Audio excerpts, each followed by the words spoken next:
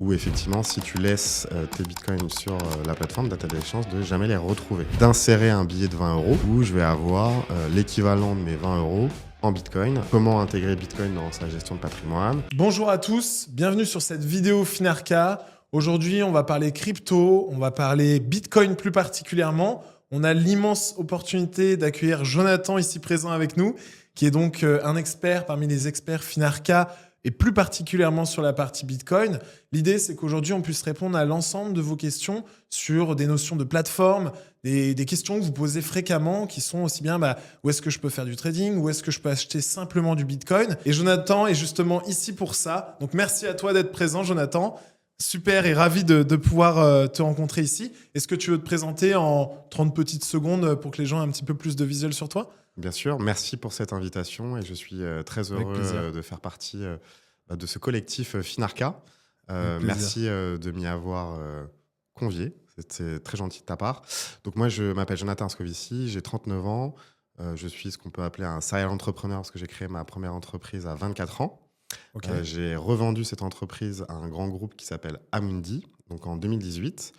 Et j'ai décidé de remonter une société plus particulièrement dans le Bitcoin qui s'appelle Stackinsat, que j'ai lancé avec mon meilleur ami en 2020. On a créé du coup le plan épargne Bitcoin, qui est une solution qui permet d'épargner très facilement sur Bitcoin, mais ça on va en parler juste après. Et on a créé Surfing Bitcoin, la plus grande conférence Bitcoin en France. Et là, on va organiser la 6e édition à Bordeaux le 26 avril. Ouais, c'est ce qu'on évoquait juste avant, c'est génial, ça prend de l'ampleur, c'est incroyable. Et puis des échanges et des personnes de qualité qui sont peut-être présentes lors de cet échange, lors de ce Surfing Bitcoin partie 6. L'idée, c'est qu'effectivement, on puisse voir aujourd'hui, comme tu l'as évoqué juste avant, la partie plateforme, qu'on puisse répondre à toutes les questions qu'on a. Je te propose qu'on aille directement dans le vif du sujet. Allons-y. Allez, c'est parti. Donc, dans un premier temps, j'aimerais prendre un petit peu mon cas où en fait, je me pose un petit peu la question. Je suis pas spécialement expert Bitcoin, les gens le savent, je suis plus partie boursière de mon côté. Globalement, quand je veux investir en Bitcoin, je me pose la question, j'ai un petit côté un peu spéculateur aussi à côté. Comment en fait je peux venir trader le Bitcoin ? Comment je peux l'échanger de manière assez rapide sans qu'il y ait de soucis, beaucoup de frais, très chargés ? Comment je peux faire dans l'idée ? Alors Alexis, je te confirme que ton profil d'investisseur est plutôt un investisseur actif / trader. Donc effectivement, pour ce type de profil, le meilleur type de plateforme pour aller sont des plateformes d'échange dits centralisées. Donc la plateforme d'échange, comme n'importe quelle plateforme d'échange, a pour but de réunir des acheteurs et des vendeurs pour former un carnet d'ordre.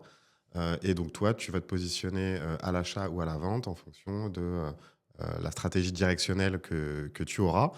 Le grand avantage de ce genre de plateforme, c'est la liquidité, c'est-à-dire qu'il y a du volume très élevé. Tu pourras faire des allers-retours très facilement.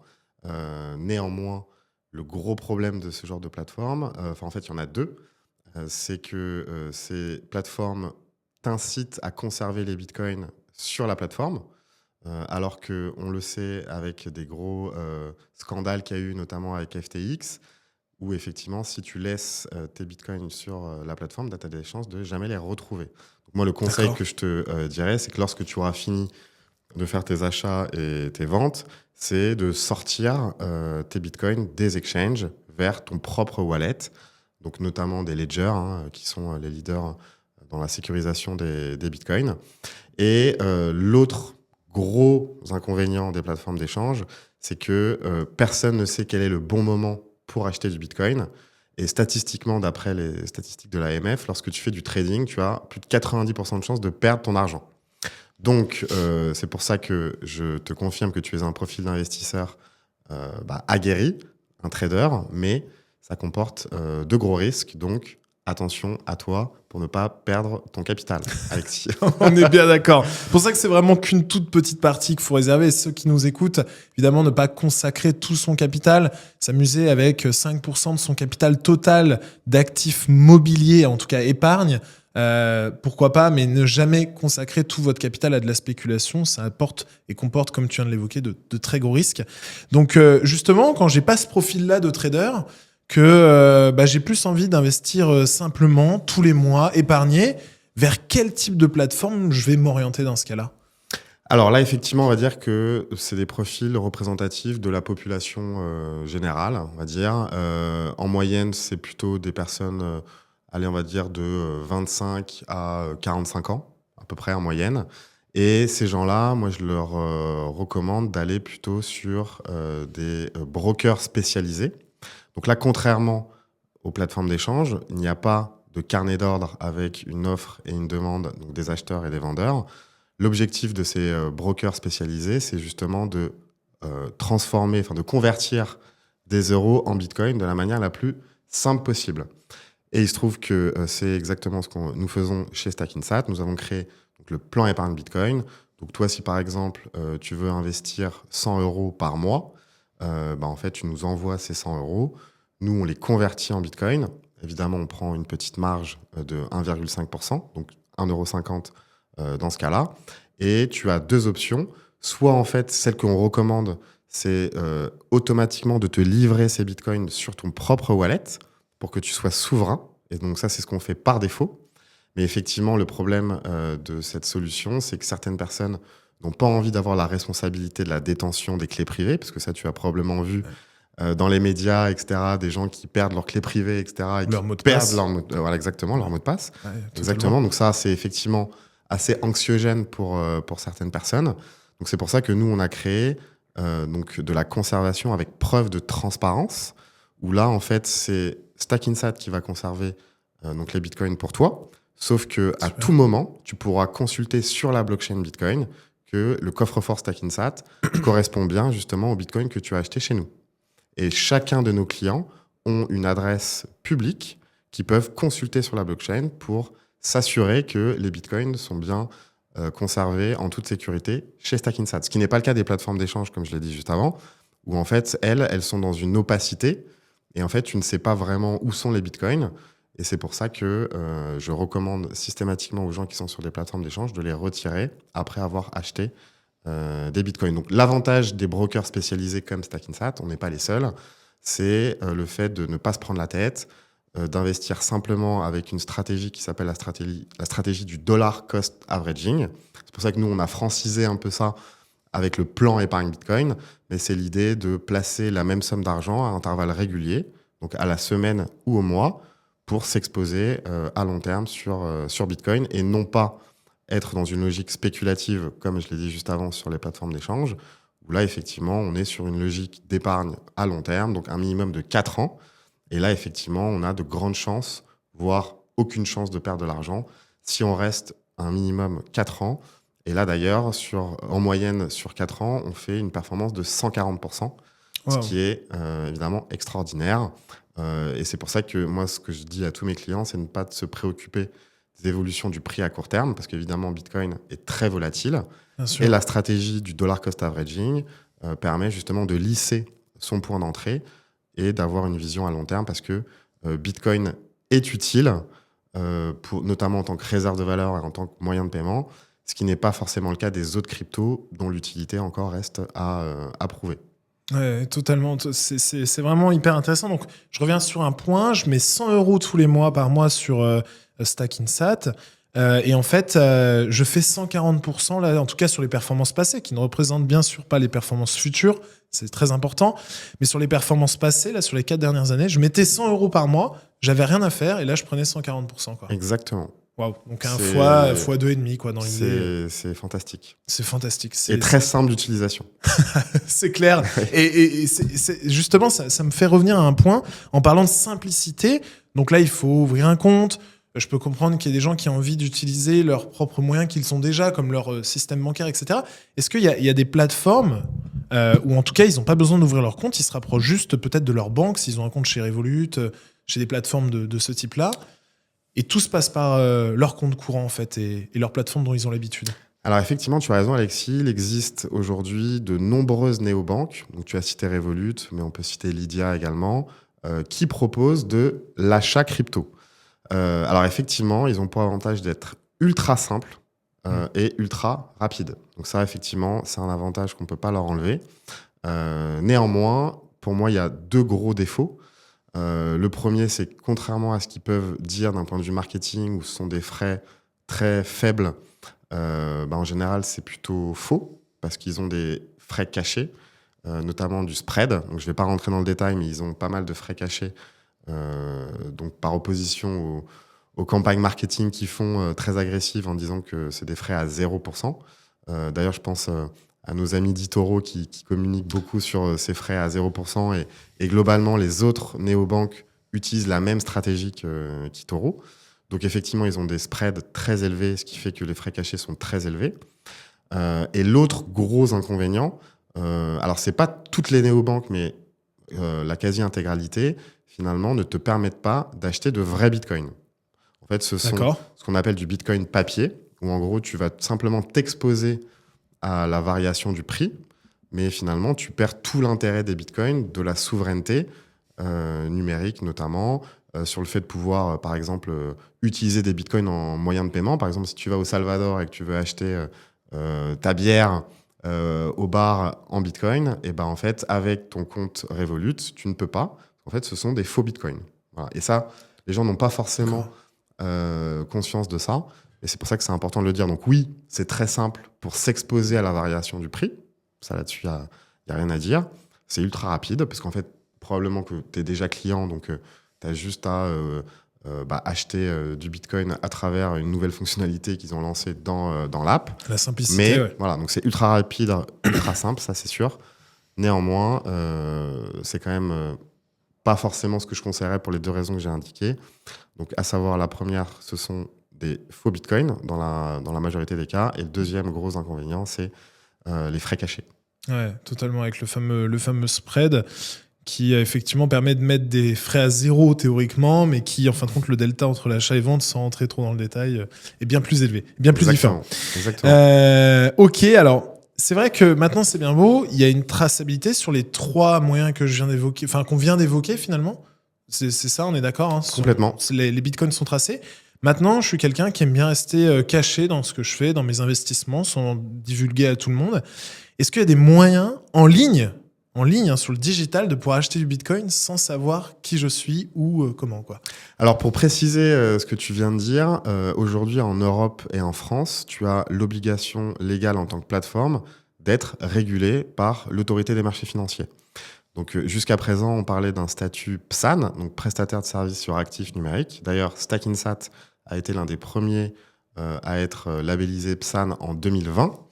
Et là, depuis le 1er janvier 2025, toutes les plateformes sont censées avoir donc l'agrément MiCA, donc Market in Crypto Asset en anglais. Et en fait, cet agrément est obligatoire depuis le 1er janvier 2025. Néanmoins, pour des acteurs comme moi, qui suis déjà régulé PSAN depuis 2020, j'ai ce qu'on appelle la clause du grand-père. Donc, j'ai 18 mois pour me mettre en conformité réglementaire et avoir ce fameux MiCA. Donc voilà, donc ça c'est important de le dire. Pourquoi ? C'est que notamment MiCA et le PSAN impliquaient ce qu'on appelle un KYC, donc Know Your Customer. C'est l'obligation pour ces plateformes d'avoir une identification client. Et d'ailleurs, en fait, ce système de KYC, il fonctionne pour toutes les plateformes financières, pas forcément crypto. Globalement, on va te poser tout un tas de questions lorsque tu vas créer ton compte. Nom, prénom, adresse. On va te demander ta pièce d'identité. On va te demander probablement ton justificatif de domicile. Enfin bref, tout un tas de papiers qui vont permettre de savoir que c'est bien toi. Bien sûr, Voilà. comme si si on devrait vous simplifier, vous ouvrez votre compte bancaire, vous allez dans une nouvelle banque, on va demander justificatif, c'est ce fameux KYC en fait, même si la conseillère de l'accueil va pas spécialement vous le dire ou votre nouvelle conseillère va pas vous le dire, c'est ce fameux finalement KYC qui font passer, quoi. Exactement. Et donc dans les trois types de plateformes qu'on a cités juste avant, donc les plateformes centralisées, les brokers spécialisés Bitcoin et les néobanques, dans les trois cas, les plateformes sont obligatoirement régulées. D'accord. Ça, c'est important de le dire. Et toutes celles qui ne sont pas régulées, en théorie, sont dans l'illégalité. Donc là, ta question, effectivement, je vais y répondre, mais je tiens vraiment à informer toutes les personnes qui vont utiliser les plateformes que je vais dire qu'elles sont dans l'illégalité parce qu'elles n'ont pas le droit d'exercer, en tout cas en Europe.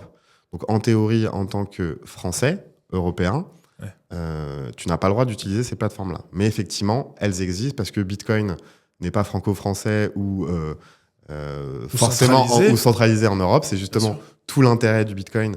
En tout cas, un de ses atouts, c'est d'être totalement décentralisé, donc ne pas dépendre justement d'intermédiaires financiers. Sauf qu'encore une fois, en France, pour acheter du Bitcoin, en tout cas pour vendre du Bitcoin, tu es obligé d'avoir cette régulation PSAN et maintenant MiCA.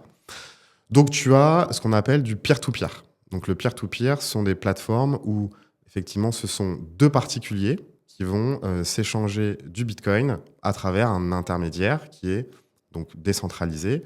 Le gros avantage, c'est effectivement tu n'as pas besoin de t'identifier. Donc on ne sait pas que c'est toi, Alexis.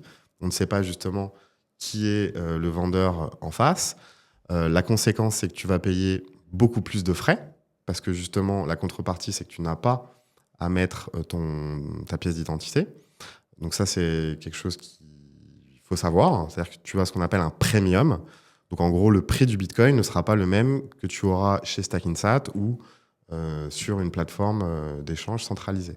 Là, le prix du Bitcoin sera forcément plus élevé parce que c'est-à-dire qu'il y a un risque plus élevé de t'échanger du Bitcoin de pair à pair. Donc là, on peut citer un des leaders qui s'appelle Bisq ou HODL, qui sont des sociétés alors non européennes, et je ne sais plus d'ailleurs d'où elles viennent exactement, où effectivement, tu peux échanger du Bitcoin de pair à pair avec cette contrainte du premium. Donc le prix sera plus élevé et cette contrainte de frais où tu vas aussi payer plus de frais. Donc tu es doublement pénalisé, le premium sur le prix et les frais de la plateforme qui seront beaucoup plus élevés. Donc c'est effectivement un moyen d'acheter du Bitcoin que moi je ne recommande pas personnellement, mais c'est un moyen qui permet de rester parfaitement anonyme et de préserver finalement l'idéologie de Satoshi Nakamoto sur une plateforme 100% décentralisée. Ok, donc ça, c'est quand même super intéressant. Donc, pour faire un comparatif, pour si quelqu'un débute, c'est l'idée de je veux acheter je suis la personne A, je veux acheter à une personne B et je passe par le bon coin en fait. C'est exactement ça. C'est une sorte de Le Bon Coin Du Bitcoin. du Bitcoin. C'est Ok. exactement, c'est une très bonne métaphore. Ok, donc c'est bien, ça Ouais, permet effectivement ouais. d'assimiler assez rapidement l'usage et l'utilisation. Oui. C'est super intéressant, mais là, donc, on reste dans du digital. Par contre, moi, je vais me balader du côté de l'Espagne. J'ai sorti un petit peu d'euros parce que je mets tout ça dans une enveloppe. Et puis, j'aimerais effectivement avoir un peu de Bitcoin parce que je vois tes vidéos sur Internet. Puis, lorsque je suis en Espagne, j'ai envie d'acheter des Bitcoins. Est-ce qu'il y a des moyens de transformer de l'euro en Bitcoin directement, mais de l'euro monétaire, avec des billets ou des pièces, hein, pour simplifier? Alors, c'est marrant ta question parce qu'effectivement, c'est très populaire partout dans le monde. Mais en France, ça a été interdit il y a à peu près 2 ans. Parce qu'effectivement, il y a un certain nombre de risques liés au blanchiment d'argent. Donc, c'est pour ça, encore une fois, que en France et en Europe, tu as cette fameuse réglementation MiCA qui fait que maintenant, tu es obligatoirement censé t'identifier. Donc après, en Europe et notamment en Espagne, tu as historiquement des machines qui n'ont pas eu le temps de se mettre en conformité MiCA. Et tu peux encore aujourd'hui, moi d'ailleurs j'habite Biarritz, donc j'ai à quelques kilomètres de Biarritz une ville qui s'appelle San Sebastián, où il y a ce qu'on appelle des ATM Bitcoin, donc des distributeurs Bitcoin, où là j'ai la possibilité d'insérer un billet de 20 euros et en échange d'avoir un papier, donc ce qu'on appelle un voucher, où je vais avoir l'équivalent de mes 20 euros en Bitcoin avec un QR code qui correspond du coup en fait tout simplement au Bitcoin que je viens d'acheter, moins les frais. Parce que le gros avantage en fait de ce type de plateforme, enfin type d'outil, parce que c'est même pas une plateforme, mais de distributeur, c'est encore une fois l'anonymat. Parce Ouais, que en fait là j'arrive avec mon billet, personne ne sait qui je suis, je mets les 20 euros dans le distributeur et j'ai l'équivalent en Bitcoin moins les frais à travers ce fameux QR code. Donc c'est pour ça que je t'ai dit tout à l'heure que ce type de moyen d'acquisition de Bitcoin n'est pas du tout apprécié par les gouvernements parce que tu peux blanchir de l'argent très facilement. Ouais. Typiquement, le dealer, qu'est-ce qu'il fait? Lui, il a beaucoup de cash liquide. Il insérait ses billets dans ses distributeurs pour transformer finalement des euros sales en Bitcoin propres. Ouais. Donc c'est pour ça que là, maintenant, la réglementation est très, très vigilante par rapport à ça. Et maintenant, il faudra, dans le futur, probablement donner sa pièce d'identité pour justifier du coup, cette conversion de cash liquide en Bitcoin. Mais donc, c'est possible. Alors après, dans d'autres pays où il n'y a pas cette réglementation MiCA, il n'y a pas encore cette obligation de KYC. Mais en tout cas, ce moyen d'acquisition de Bitcoin permet de conserver, pareil, la confidentialité.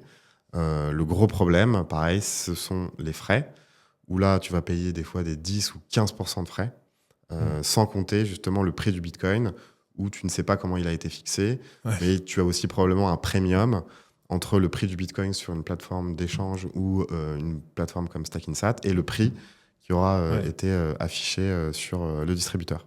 Le prix de l'anonymat, finalement. Et c'est le prix, et c'est exactement ça, le prix de l'anonymat. Le prix de l'anonymat. C'est super. Donc, on vient de citer 5 moyens d'acheter du Bitcoin. Si on les résume, donc tu peux me faire un court résumé de ces 5 leviers, finalement. Bien sûr. Donc, si tu as un profil de trader comme toi, apparemment, là, effectivement, il faudra t'orienter plutôt sur des plateformes d'échange centralisées, où il y a ce qu'on appelle une offre et une demande qui se confrontent avec un carnet d'ordre. Donc là, effectivement, on est sur des gros volumes, donc de la liquidité quasi à la microseconde, où, encore une fois, ça correspond à un profil d'expert et de trader, parce que tu auras aussi beaucoup d'outils annexes qui vont te permettre d'optimiser tes achats.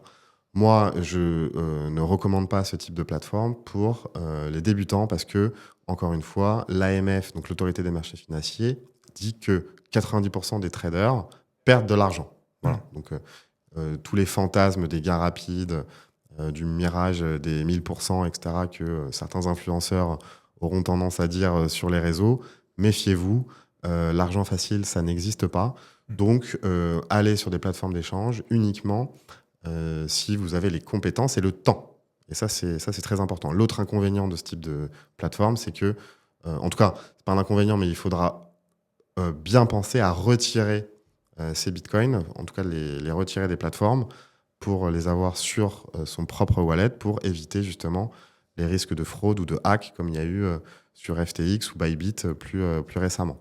Ensuite, et ça c'est l'immense majorité des gens je pense, qui sont dans une logique patrimoniale d'épargne, c'est d'aller plutôt sur des brokers bitcoin où là c'est extrêmement simple parce que principalement ils utilisent les stratégies DCA, donc Dollar Cost Averaging, où là, tu vas placer ton argent de manière régulière à la semaine ou au mois. Donc, à partir de 10 €. En tout cas, c'est ce qu'on fait chez Stackinsat, avec une logique de setup and forget. Tu mets en place ton plan épargne Bitcoin et tu oublies.